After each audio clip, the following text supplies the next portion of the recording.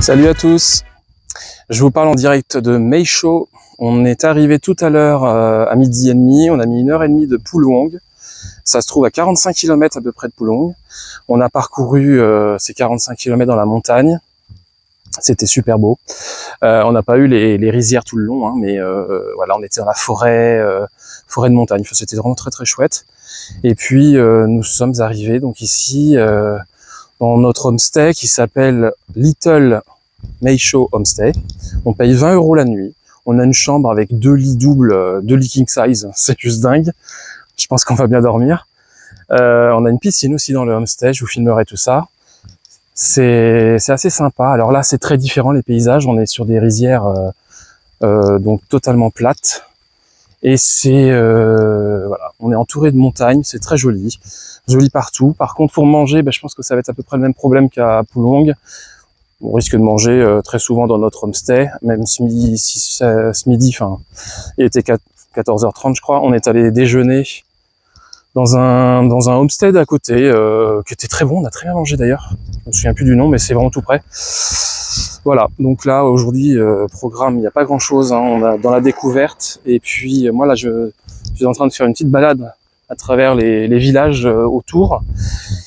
Et je suis à pied, et puis à partir de demain, je pense qu'on louera des vélos au homestay, et ils en proposent. Il me semble que c'est 70 000 la journée, je vous dirai ça à ce moment-là. Et puis, voilà, hop là, un scooter qui passe. Waouh! Ah oui, c'est très sympa là. Très très sympa. Hop, je me retourne. Je sais pas si vous arrivez à voir quelque chose, voilà. Ouais, c'est pas dégueu. Voilà pour la présentation de Meisho. Là, on se retrouve du coup à 2h30, 3h, je dirais, de Hanoï. Donc, c'est notre prochaine étape dans 4 jours.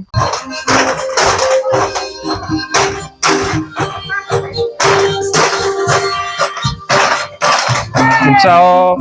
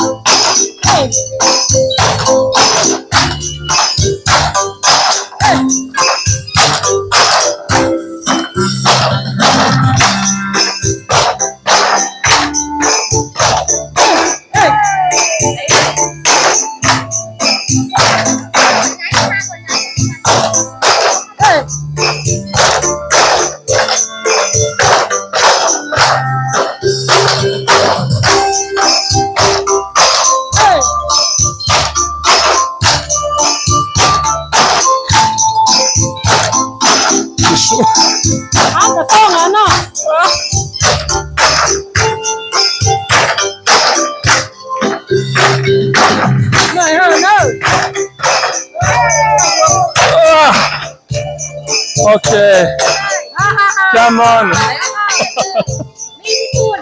Bon, je vous explique le délire. Je marche tranquillement, je venais juste d'arrêter de parler avec vous. Et là, évidemment, je tombe sur, comme vous avez vu, des femmes qui étaient en train de danser, qui m'ont proposé de venir danser avec elles. Bon, j'ai pas été dupe, hein, je savais très bien qu'il fallait donner un billet à la fin. D'où je l'ai fait, et c'était très drôle, vous avez pu le voir sur la vidéo. Danse traditionnelle locale. Ah, tracteur. Voilà. Danse traditionnelle locale. Bon, j'ai joué le jeu, et à la fin, elles m'ont fait boire un alcool bien violent, là. Cul sec. Je ne sais pas, je crois qu'il y a une spécialité ici d'alcool. je vais me renseigner, il faut que je relise le truc, mais c'est pas du riz, c'est un alcool à base d'une plante, je sais plus ce que c'est. Bon, soi-disant évidemment que ça a des vertus hein, pour le transit, enfin, voilà. J'y crois pas du tout. Là, ça me chauffe bien déjà, juste un verre. Donc voilà, bon bah j'ai lâché 50 000 dong hein, pour une connerie, mais bah c'était pour vous, hein, c'est pour les images quoi, tout simplement. Je me suis juste mis ridicule, mais c'est pas grave, ça, c'est toujours un bon souvenir.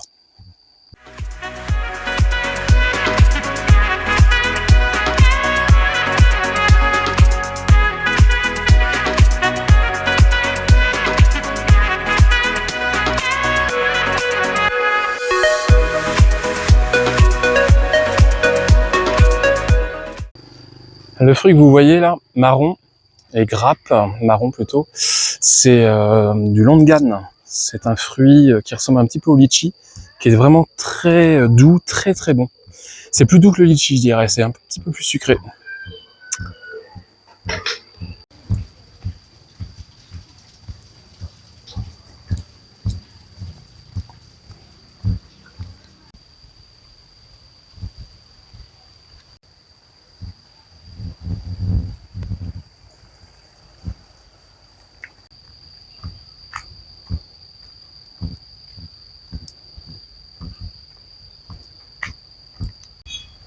Au deuxième plan, là, après les bananiers, vous avez une mini plantation de jus, enfin pas de jus, non, de canne à sucre.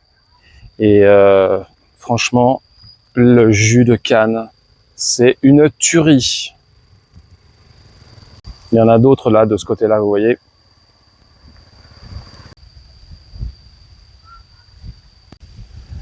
La dame que vous voyez à gauche, là, elle est en train de mettre de l'engrais. Alors, il faut savoir qu'ici, on imagine que les rizières sont vraiment bio, mais alors pas du tout, du tout, du tout. Donc, la preuve, là, elle met de l'engrais, mais en plus, nous, on a vu beaucoup à Pulong, ils mettaient des insecticides. Ils pulvérisaient, en fait, avec une machine dans le dos, là, et de l'insecticide partout dans les rizières. Donc, on est loin de on est loin du bio.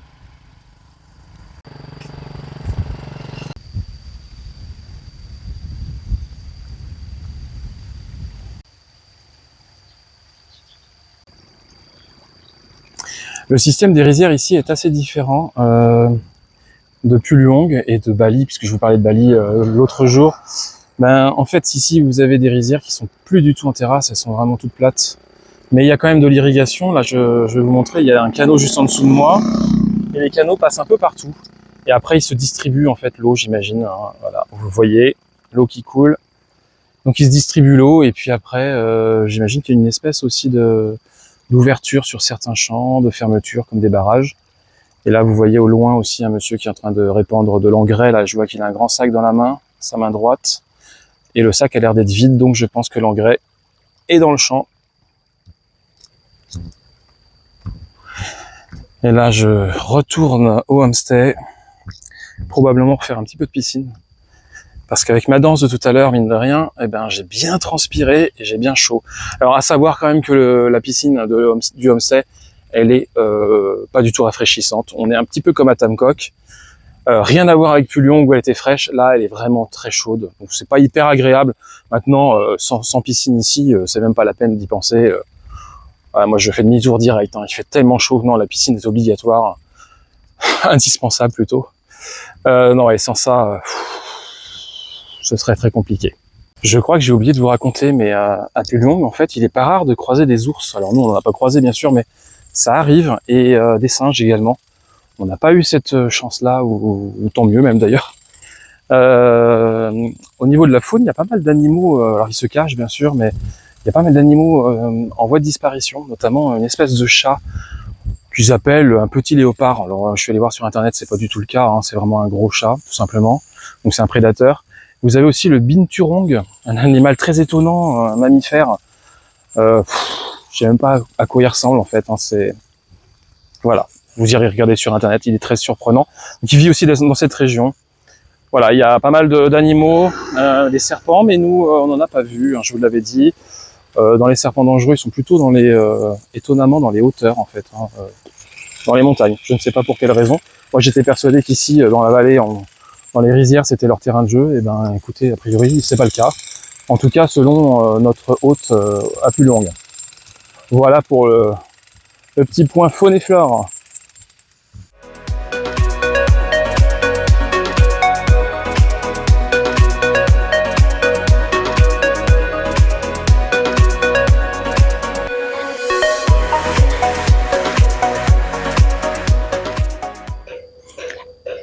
Là, vous avez un resort beaucoup plus cher que là où nous sommes. Hein. On est autour de 60-70 € la nuit.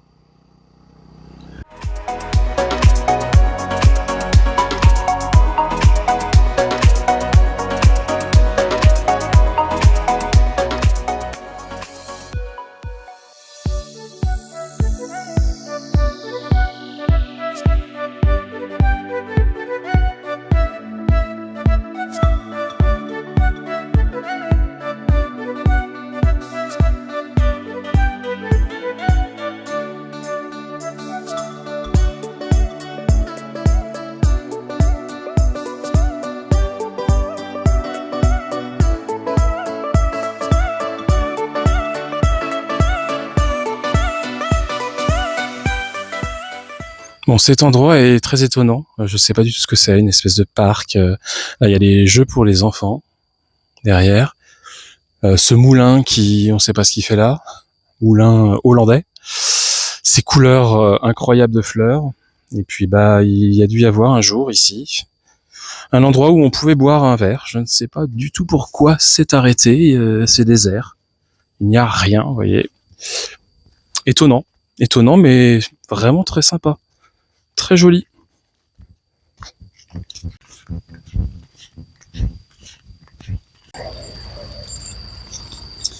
Et voici où nous logeons. Donc voici le Little Meisho Homestay qui se trouve à ma gauche, notre chambre. Elle se trouve, attention, mon doigt va apparaître ici. Voilà, c'est là qu'on loge. Et la vue est très sympa et je pense que demain matin, ça va être encore plus chouette.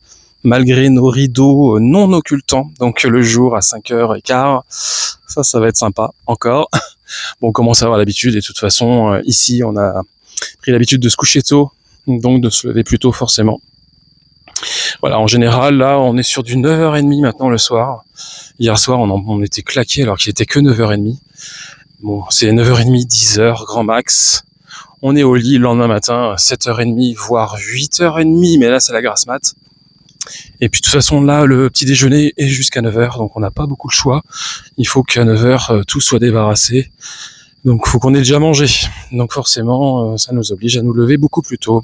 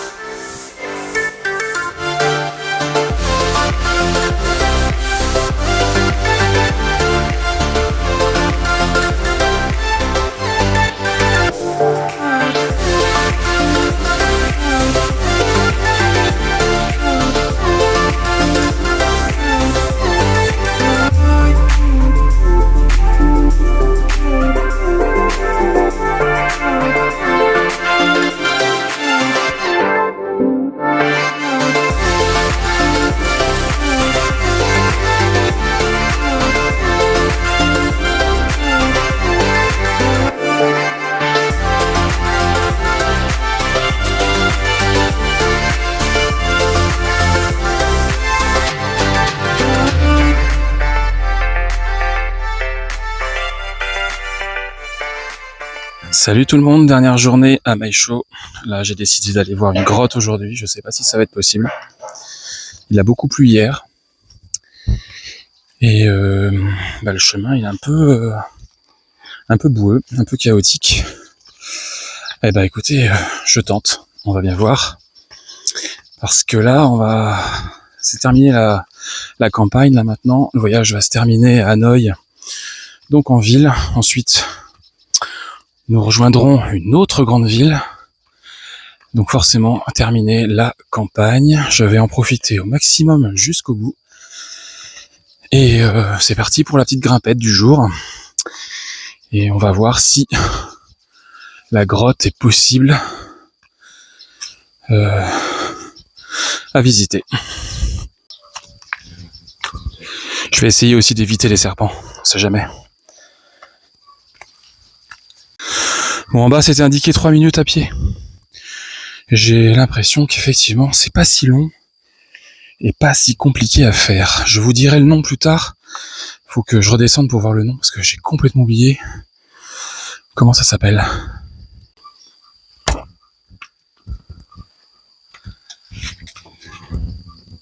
Bon bah voilà pour le nom. Par contre, je me rends compte que j'ai oublié d'apporter la lampe torche. Grave erreur. Je sais pas comment je vais faire. Pour être sûr que je puisse aller bien loin. Ouais, bah c'est bien ce que je pensais. Il n'y a pas de lumière, il n'y a rien du tout. Alors je vais attendre un tout petit peu parce que j'ai entendu un bip 2 fois là. Une fois en entrant dans la grotte et une fois en sortant de la grotte. Je me demande s'il n'y a pas une caméra en fait, parce que j'ai lu ça sur internet, sur Google Maps, sur les avis. Et il y avait quelqu'un qui ouvrait en fait. Donc peut-être que quelqu'un va arriver avec une lampe torche, on sait jamais. Je vais attendre quelques minutes. Surprise.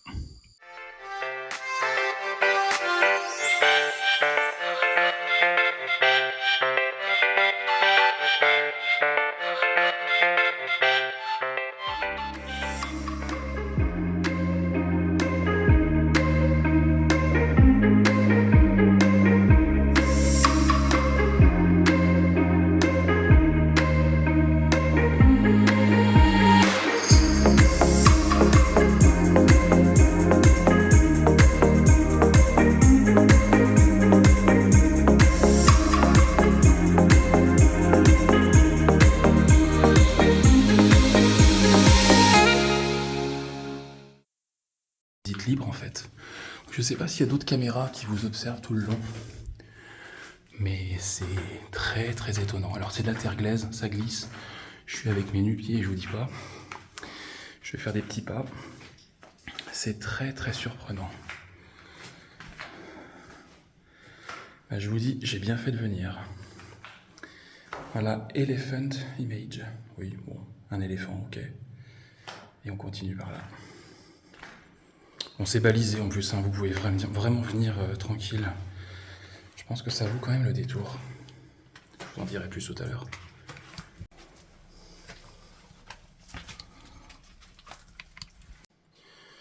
Bon, il y a plein de petits trous. Faut pas hésiter à avancer. C'est vrai que c'est pas évident. Claustro, s'abstenir à mon avis. Bon, il faut pas avoir peur de s'enfoncer, hein. Et puis, par contre, il faut pas aussi avoir peur de la saleté. On a tendance à mettre les genoux au sol. Au retour, à mon avis, c'est carrément les fesses au sol. Et comme c'est de la boue, j'imagine dans quel état je vais me retrouver à la fin. Vous pouvez voir à gauche que le sentier est bien balisé par la lumière. On a des LED. Donc franchement, au niveau sécurité, je pense pas qu'il y ait de risque, à part un éboulement. Ou une attaque de chauve-souris. J'en ai vu une tout à l'heure, c'est pour ça que je dis ça. Voilà, il y a une échelle. Évidemment, je vais pas la prendre.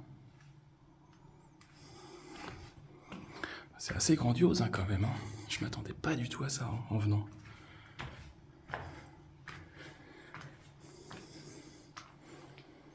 Ok, c'est plutôt par là. Bon, ça me semble quand même avoir été un peu creusé, hein. Je sais pas trop. Je sais pas si tout est vraiment naturel là, au niveau de la grotte. La pierre m'a l'air quand même polie. Voilà, bon, mais peu importe. Bon, et chose positive aussi, c'est que je trouve qu'il fait plutôt bon ici. Alors je suis trempé là, hein, mais trempé à cause de la marche de tout à l'heure, hein. J'ai fait presque 2 km à pied. Mais non, la température m'a l'air quand même plutôt sympa. Voilà, je suis rendu au bout là, hein, je pense.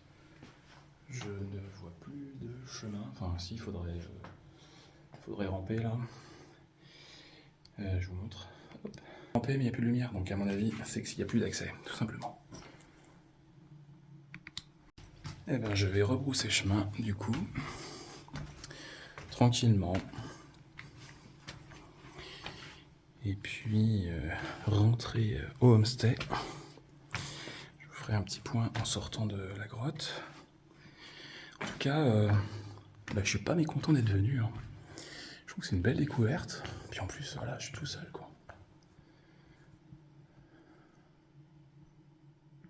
Et ça, franchement, le fait d'être seul, ça donne un truc en plus, clairement. Ça peut être stressant. Moi, j'en ai absolument rien à faire. Pas de stress, rien. Tout baigne. La seule chose qui m'inquiète, c'est de ramper sur les fesses tout à l'heure, parce que je sais que je vais pas avoir trop le choix. Donc là, je vous dis pas l'état du short après. Mais voilà, il y a pire, hein.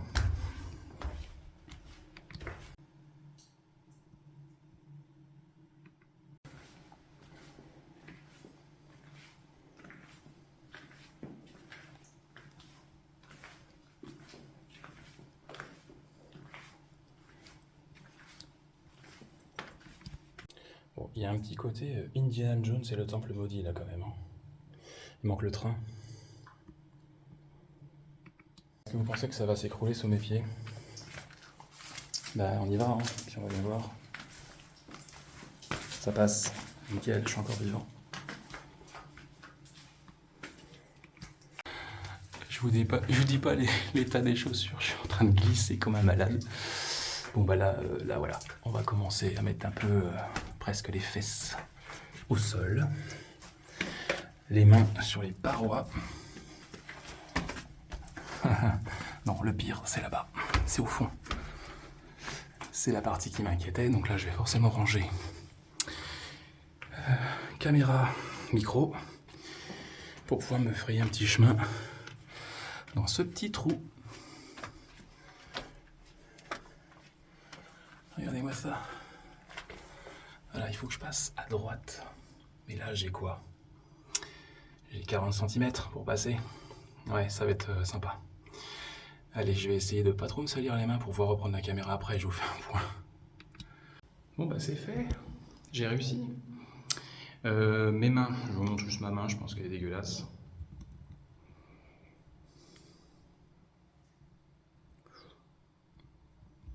Ça va. C'est de la terre glaise, ça part très bien. Alors, je crois que j'ai réussi à pas m'en mettre sur le short. Je crois ne pas avoir touché le sol. Oui, c'est important de rester propre en voyage. Voilà, donc le plus dur est fait. Maintenant, je vais ressortir de la grotte. Je vais dire merci au monsieur de m'avoir allumé les lumières. Et je vous partage les dernières images. J'ai failli me vautrer, ça glisse.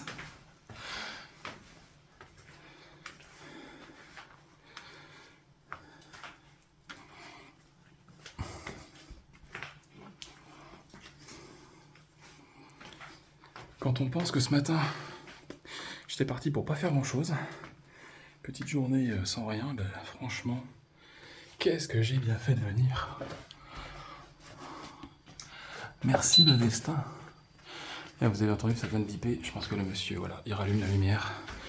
Puis il m'a vu à la caméra. Et il faut que j'éteigne les lumières par contre. Ça va me permettre de vous montrer. Voilà, vous voyez. Hop, c'est à moi de couper la lumière. Et voilà, c'est parti. Thank you. Bon, il n'est pas dans sa caméra de toute évidence, donc il m'a pas entendu. Peut-être que je vais le voir en bas d'ailleurs, hein, parce que je pense que c'est le monsieur qui habite en bas. Il y a une petite maison juste en dessous. Et voilà, le retour à la lumière et l'air libre. Et vous voyez la végétation luxuriante qu'il y a partout là. Des bambous, il y a un peu de tout. Allez, c'est parti pour la descente, je coupe. Et ben voilà, je descends, j'ai les mains propres, presque. J'ai trouvé une petite maison, là il y avait un robinet extérieur, il y avait personne, j'ai demandé, je me suis servi, je me suis lavé les mains juste à l'eau claire. Donc c'est pour ça que je tiens la perche là, parce que là, vu l'état des mains que j'avais, en plus je me suis essuyé une feuille de bananier comme un con et je savais pas que ça... Il y a une espèce de truc, je sais pas si c'est toxique, je pense pas, parce que j'ai pas eu de réaction, mais j'avais les mains un peu blanches, donc il y a une espèce de produit. Voilà, bon, petit bilan rapide. Eh ben écoutez, moi je suis super content. C'est ce que je disais tout à l'heure. Franchement, ça vaut le coup. Allez faire un petit tour à cette grotte si vous passez par Maécho. Elle n'est pas bien grande, hein, c'est pas un truc de dingue. Hein. Mais n'empêche qu'elle vaut le coup, vous êtes seul. Donnez ce que vous voulez. Enfin, c'est 30 000 plus ou moins. Et puis c'est pas dur pour y aller. Hein. Voilà, il faut juste savoir que vous n'allez pas forcément ressortir très propre. Pardon. Donc ne venez pas en tongs peut-être, ou encore que, vu ce que j'ai au pied. Bon. Et venez avec des affaires qui craignent pas trop, quoi. Bon, je vais aller me laver là en rentrant, une douche, hein, puis nettoyer un peu tout ce que je porte là, parce que c'est vraiment pas très propre. Donc là j'ai à peu près 1 km, il me reste 1,5 km à faire environ, à pied, tranquille, sous le cagnard et sous les bananiers. Mais oh ouais, c'était chouette. Alors, il existe une autre grotte, je sais plus si j'en ai parlé juste avant dans la vidéo, mais il existe une autre grotte où il y a environ 1000-1200 marches. C'est ce que m'avait indiqué la patronne du homestay, qui s'appelle Ulong d'ailleurs. Mais là franchement non, j'ai pas le courage de me taper 1200 marches, je suis même pas certain qu'elle soit exceptionnelle. En plus, si ça se trouve, il y a du monde.